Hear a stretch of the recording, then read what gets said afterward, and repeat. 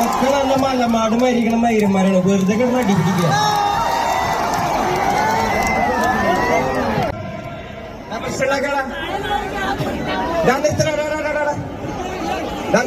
Please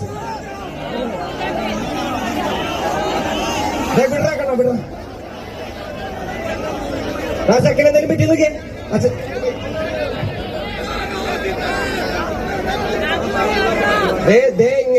മക്കളെ ഇങ്ങനെ ഇടിണ്ടാക്കണ ഈ പരിപാടി നിർത്താണ്ട് വേറെ രക്ഷയില്ലട്ടാ.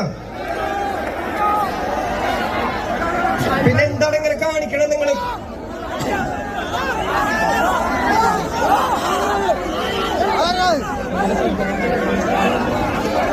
ആ ചെക്കൻ എന്തായാലും പറ്റി നോക്ക്.